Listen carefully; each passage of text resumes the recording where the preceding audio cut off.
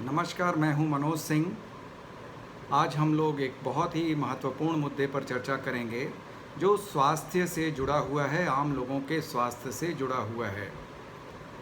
राष्ट्रीय आयुर्विज्ञान आयोग ने एक चेतावनी जारी की है, एक कोड ऑफ कंडक्ट जारी किया है रजिस्टर्ड डॉक्टरों के लिए कि वे अपनी प्रैक्टिस के दौरान पेशेंट्स को जेनेरिक दवाएं लिखें, और अगर वे ऐसा नहीं करते हैं तो आगे आयोग ने चेतावनी दी है कि अगर रजिस्टर्ड डॉक्टर्स ऐसा नहीं करते हैं तो उनके खिलाफ दंडात्मक कार्रवाई की जाएगी और एक तय समय तक उनकी प्रैक्टिस को रोका जा सकता है, उनके लाइसेंस को रोका जा सकता है, यानी वे प्रैक्टिस नहीं कर सकते हैं।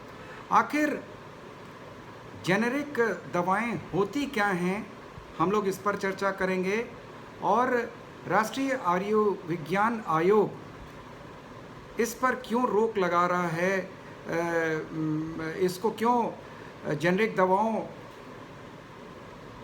को आगे बढ़ा रहा है, डॉक्टर्स को रोक रहा है कि वे ब्रांडेड दवाएं ना लिखें बल्कि जेनेरिक दवाएं लिखें।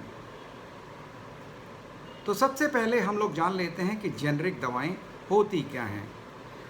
दरअसल दवाएं कुछ केमिकल्स से बनती हैं, मिलाकर के बनती हैं, और आम बोलचाल की भाषा में उसको सॉल्ट नेम बोलते हैं, यानी उनका केमिकल्स का या सॉल्ट्स का प्रतिशत होता है, उनको मिला करके वो दवाएं बनती हैं और सॉल्ट नेम पर वो बिकती हैं।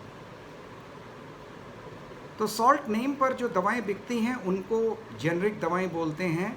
और जब उसी दवा को कोई कंपनी अपने ब्रांड के नाम से बेचती है, उसका प्रमोशन करती है, डॉक्टर्स तक अपने मेडिकल रिप्रेजेंटेटिव्स के थ्रू उसके फ़ायदे और नुकसान, साइड इफ़ेक्ट्स के बारे में बताती है, तो वो ब्रांडेड दवाएं कही जाती हैं। एक एग्ज़ाम्पल से हम लोग इसको समझ सकते हैं कि मान लीजिए कि जो चक्की का आटा है, आटा पिसा, गेहूं से आटा पिसा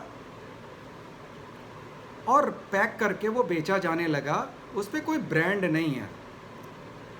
तो ये तो आपको भी पता है कि भाई गेहूं पिसा है और उससे आटा हमें मिल रहा है। चूँकि वो ब्रांडेड नहीं है, उसको ब्रांडिंग करने पर खर्चा नहीं आया उस आटे पर, तो वो आटा 30-32 रुपए किलो आपको मिलेगा, या कंपनी उसको जो भी उसकी मार्केटिंग कर रही है वो उसको बेचेगी, क्योंकि उसमें ब्रांड नेम नहीं है, सिर्फ सॉल्ट है। सॉल्ट मतलब कि भाई गेहूं को पीस करके और इसको आटा बनाया गया।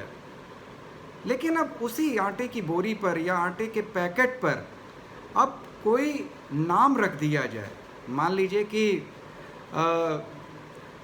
उस पर नाम रख दिया जाए कि ट्रैक्टर ब्रांड आटा, तो अब ट्रैक्टर का निशान हो गया और ट्रैक्टर ब्रांड एक रजिस्टर्ड, एक ब्रांडेड आटा हो गया, और कंपनी टीवी पर, अन्य जगहों पर इसका प्रचार प्रसार करने लगी कि ट्रैक्टर ब्रांड आटा जो है वो खाने से आपको मजबूती मिलती है। लोगों की ज़बान पे आ गया कि ट्रैक्टर ब्रांड।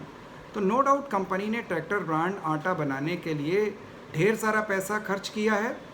तो वो ब्रांडेड दवा बनाने का खर्च किससे वसूलेगी? ग्राहकों से ही तो वसूलेगी।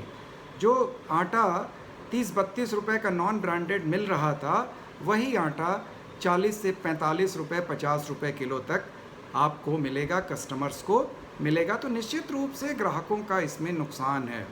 चलिए, ये तो रही खाने की बात, लेकिन जब हम स्वास्थ्य क्षेत्र की बात करते हैं तो सरकार लगातार प्रयास कर रही है कि जेनेरिक दवाएं ही डॉक्टर्स लिखें।